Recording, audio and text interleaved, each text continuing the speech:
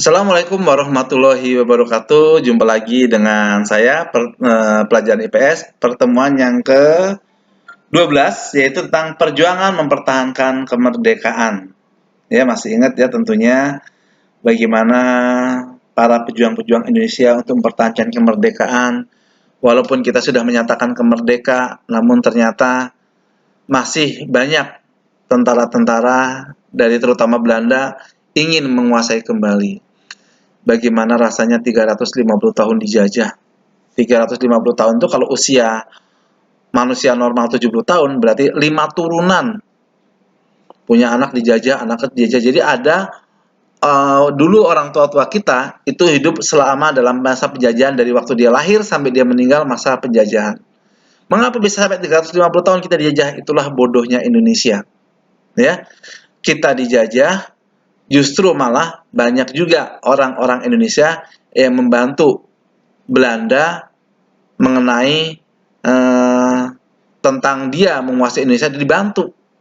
Dikasih upah lebih banyakkan dikit, dia membantu. Dia merelakan atau dia seneng negara kita dijajah, yang penting dia aman. Itulah watak-watak orang Indonesia pada waktu itu, yang mudah-mudahan sih jangan sampai ada lagi yang seperti itu.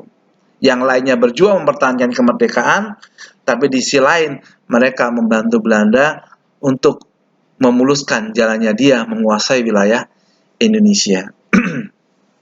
Baiklah anak-anak semuanya, kita mulai saja. Tujuannya nggak usah ya, udah dijelaskan waktu udah. Ya. Ya, konflik antara Indonesia dan Belanda. Kita selalu ada konflik terus dengan Belanda, ya, karena Belanda itu sampai dengan Indonesia merdeka masih belum mau lepas dari Indonesia. Bahkan dia ingin menguasai satu wilayah, ya, itu dulu Irian Jaya. Dulu namanya kan Irian Barat, sekarang Irian Jaya, kemudian sekarang Papua. Itu dulu menjadi incaran negara Belanda karena Belanda nggak mau pergi dari negara wilayah tersebut walaupun kita sudah menjadi bangsa yang merdeka. Nih, faktor penyebab terjadi konflik antara Indonesia dan Belanda. Yang pertama, Sekutu dan Nika melakukan provokasi dan teror terhadap bangsa Indonesia. Kemudian timbulnya semangat anti kolonialisme di kalangan rakyat Indonesia, pokoknya anti penjajah. Semua Indonesia menyatakan kita anti penjajahan, siapapun yang masuk tidak boleh. Ya, apalagi kita baru merdeka, itu masih semangat-semangatnya itu. Dan kemudian penyebab yang ketiga karena Belanda mengadakan agresi atau serangan kepada wilayah Indonesia. Nih. Pada tanggal 16 September 1945, rombongan Sekutu mendarat di Tanjung Priok dengan menggunakan kapal Cumberland yang dipimpin langsung oleh Laksamana Muda W.R. Petersen, yaitu Nika, kemudian oleh Van der Plas yang mewakili Haji Van Mook, kepala Nika. Nika itu adalah ini ada ya. Nika adalah pemerintahan sipil Hindia Belanda mengatasnamakan Nika. Nah, dialah yang pingin kembali menguasai Indonesia 16 September loh. Padahal kita 17 Agustus merdeka, sebulan. Sebulan berikutnya mereka datang ya dengan rombongan Nika yang ingin menguasai kembali wilayah Indonesia.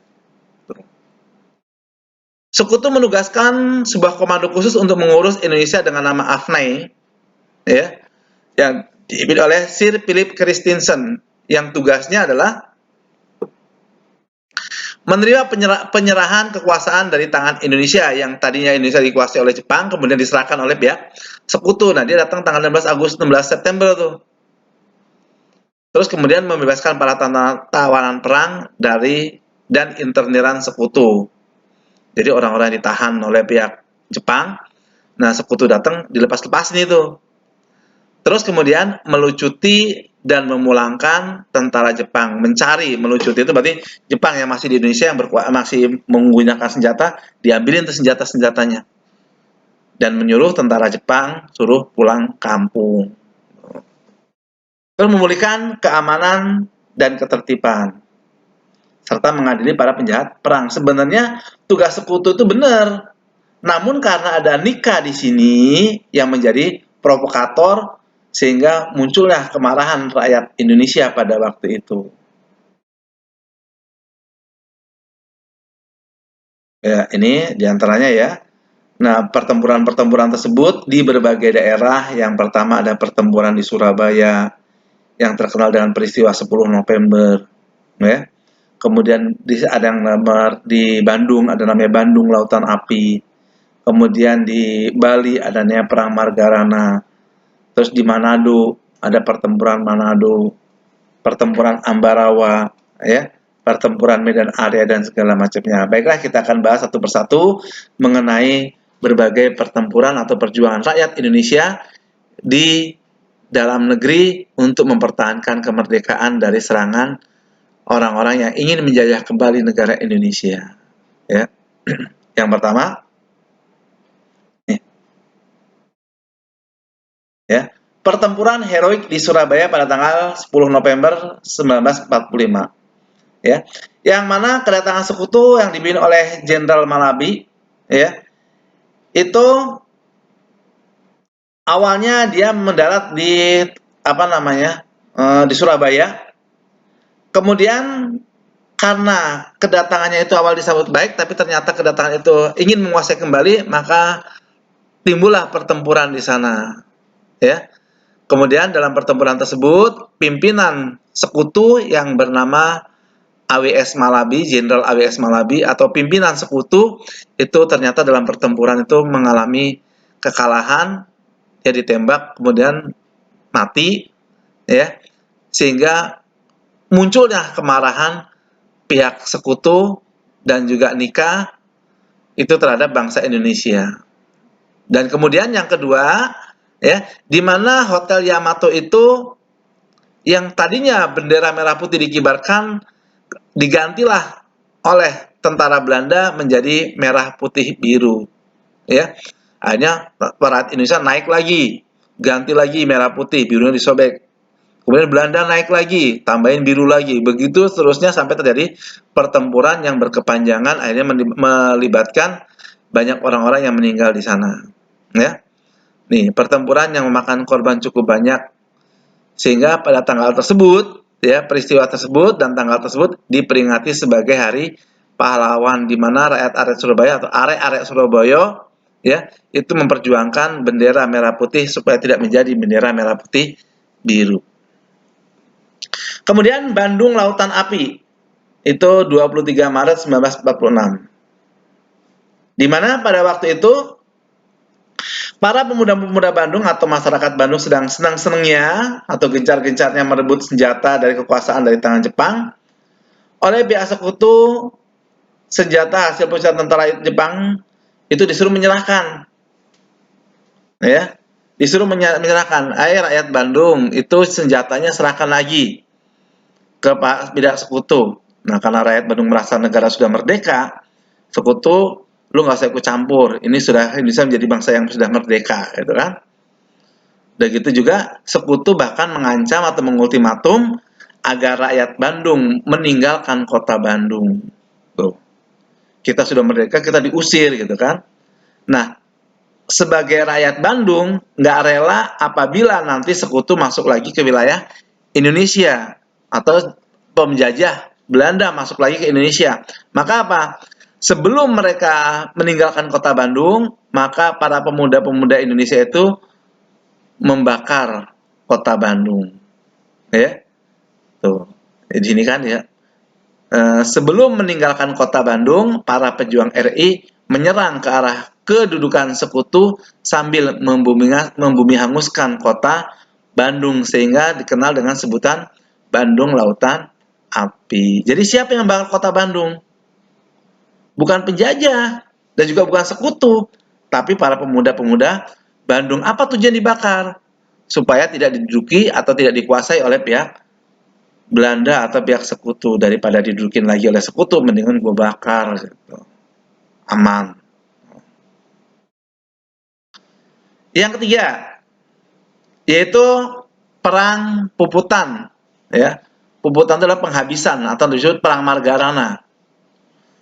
Di mana? Di Bali tentunya, ya. 29 November 1946. Ya. Puputan itu adalah disebut dengan perang habis-habisan yang dipimpin oleh I Gusti Ngurah Rai, yang nama tersebut sekarang diabadikan menjadi bandar udara di daerah Bali, ya. Nah, pada waktu itu I Gusti Ngurah Rai dan kawan-kawannya dia mengetahui bahwa salah satu isi perundingan Linggarjati bahwa Belanda hanya mengakui secara de facto itu Sumatera, Jawa, dan Madura.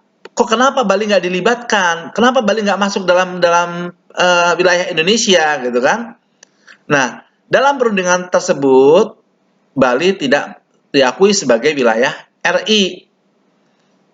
Dan rakyat Bali merasa kecewa terhadap perundingan tersebut sehingga tanggal 29 November 46 terjadilah pertempuran yang sangat hebat di daerah Margarana sebelah utara Tabanan Bali, ya. Nah, pada waktu itu pasukan Belanda dapat dikalahkan karena berjumlah lebih sedikit dan persenjataan yang lebih kecil, ya. Nih, karena kalah dalam persenjataan, maka pasukan Ngurah Rai dapat mengalahkannya. Namun, setelah dikalahkan, pihak sekutu datang dengan rombongan yang lebih besar lagi. Akhirnya, I Gusti Ngurah Rai mengobrolkan perang penghabisan. Kita lawan sampai titik darah penghabisan yang terakhir, jangan sampai dikuasai kembali oleh pihak Belanda, ya. Namun dalam perang tersebut I Gusti Ngurah Rai dalam pertempuran tersebut gugur, ya. Tuh, demi membela nusa dan bangsa. Dalam pertempuran tersebut I Gusti Ngurah Rai gugur atau tewas dalam pertempuran. Dan perang tersebut dikatakan perang penghabisan karena banyak yang meninggal dalam perang tersebut, termasuk juga pimpinan dalam perang tersebut. Maka dikatakan perang puputan di Marga Rana Bali. Jadi penyebabnya apa? Dalam perundingan Linggarjati, Bali tidak diakui sebagai wilayah RI. Nanti Bali akan dikuasai lagi sama sekutu, gitu kan. Yang keempat, pertempuran Bojong Kokosan. Itu Bojong Kokosan di Sukabumi nih, ya. Nah, ini juga pertempuran itu apa penyebabnya? Kita baca itu setelah satu-satu ya. Sekutu melakukan pelanggaran. Jadi yang menyebabkan pertempuran adalah sekutu melakukan pelanggaran yang telah disepakati sebelumnya. Di mana semuanya itu pokoknya yang namanya sekutu Belanda itu selalu melanggar peraturan dan pelanggaran. Karena memang dia merasa dialah menjadi penguasa pada waktu itu. Tapi kita juga berani. Kita sudah jadi bangsa merdeka, lawan penjajah-penjajah tersebut, jangan sampai dia menguasai lagi Indonesia. Nah, pada saat sekutu mengirimkan perbekalan ke Bandung, nah itu dalam perjanjiannya apabila mengirimkan perbekalan, ajak TKR, Tentara Keamanan Rakyat Indonesia, jangan berangkat sendiri, gitu kan? Nah, ternyata dia melanggar, tidak melibatkan TKR, sehingga tanggal 9 Desember, pos TKR yang di Ciawi mengirimkan berita kepada pasukan di Bojong Kokosan bahwa sekutu tengah mengirimkan konvoi perbekalan di Jakarta menuju Bandung, lewatnya Sukabumi. Nah, itu dinamanya daerah Bojong Kokosan, yang mana Bojong Kokosan itu kanan tebing, kiri tebing. Tuh. Ya, disitulah para tentara Indonesia dan rakyat Indonesia melakukan penyerangan kepada sekutu. Tuh. Perbekalan dikawal oleh 8 tank jenis Squad dan 3 pesawat tempur dan Mosquito. Mereka terpaksa berhenti karena dihadang brigade yang disiapkan oleh para pejuang. Dilemparin batu dari atas, pokoknya dihadang lah. Ya, yang dalam keadaan nggak siap, maka banyak juga yang meninggal tentara sekutu pada waktu itu. Namun, tentara sekutu langsung menelpon ke pusat agar dikirim lagi jumlah tentara dalam jumlah yang banyak. Ya, akhirnya dalam beberapa jam kemudian sekutu bisa menguasai keadaan. Kita mengadakan penyerangan, ternyata ada serangan balik menggunakan pesawat. Tentara Inggris datang menggunakan pesawat nembak dari atas. Akhirnya tentara kita dan rakyat kita pada sembunyi ke tengah hutan, larian ke tengah hutan. Akhirnya sekutu bisa melanjutkan perjalanan kembali. Dalam pertempuran tersebut, lebih dari 50 tentara Inggris tewas dan ratusan lainnya mengalami cedera. Tewasnya kenapa? Ya, diserang dari atas, dilempari kayu, lemparin batu, ya, akhirnya pada meninggal. Namun, sesaat kemudian dikirim lagi tentara sekutu untuk melawan yang menghadang sekutu mau lewat tadi.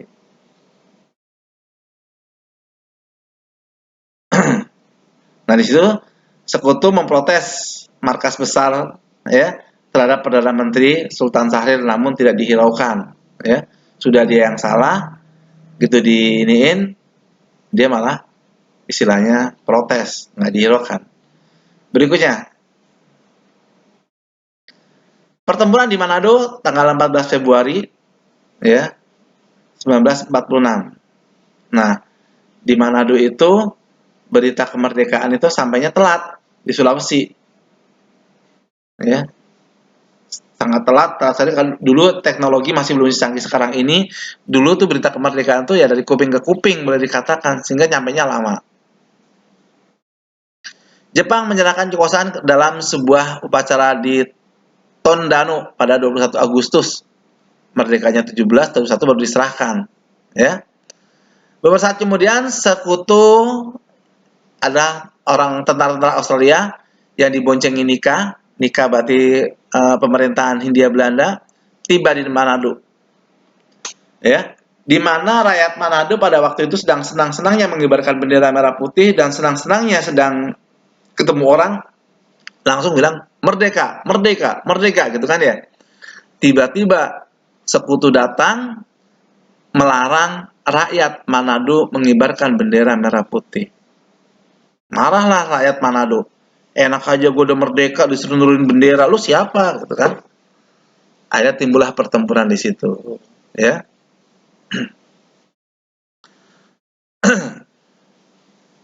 Terus kemudian pertempuran di Ambarawa, Semarang, ya. Itu 12 sampai 15 Desember. Nah, itu apa penyebabnya? Semua kedatangan Sekutu awal disambut baik. Namun ternyata dia diboncengi Nika yang membuat kacau keadaan. Secara diam-diam, secara sepihak mereka membebaskan interniran Belanda atau tentara-tentara Belanda atau pejuang-pejuang Belanda lah ya, setelah melakukan kekacauan di dalam ibu kota, sehingga insiden bersenjata pun tidak dapat terelakkan yang kemudian meluas menjadi pertempuran yang sangat hebat. Ya, Sekutu bisa menduduki 2 desa di sekitar Ambarawa, namun akhirnya bisa diambil kembali. Nah, dalam pertempuran tersebut, Letkol Isdiman gugur. Kemudian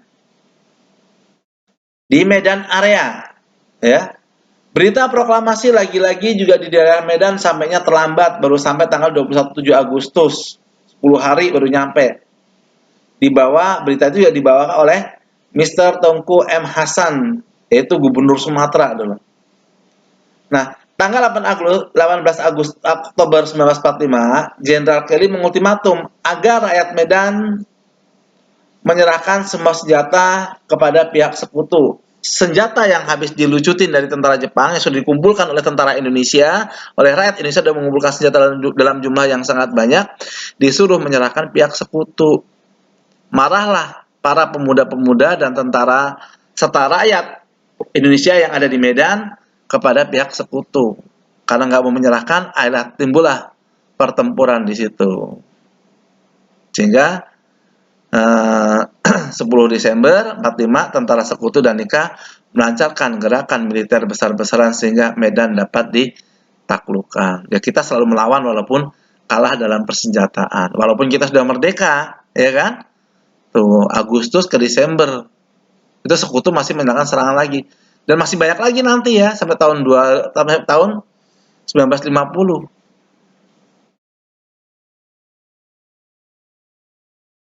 Ini peristiwa 10 November di Surabaya, anak-anak dan rakyat sudah pada pergi semuanya. Dan ini peristiwa Bandung Lautan Api 1946 di mana rakyat Bandung melakukan serangan sebelum dibumi hanguskan kota Bandung. Nah, insiden bendera di Hotel Yamato di mana rakyat Indonesia mengibarkan bendera merah putih, kemudian diturunkan oleh pihak Belanda, diganti merah putih biru. Di hotel inilah terjadi banyak korban jiwa, baik dari Indonesia maupun dari pihak Sekutu. Dan inilah Bung Tomo yang selalu memberikan semangat kepada area-area Surabaya untuk mempertahankan kemerdekaan RI. Belum lama ya diangkat jadi belum lama diangkat jadi pahlawan. Baiklah anak semuanya, demikianlah materi untuk pertemuan yang ke-12 ini. Sampai ketemu di pertemuan yang akan datang. Terima kasih. Wassalamualaikum warahmatullahi wabarakatuh.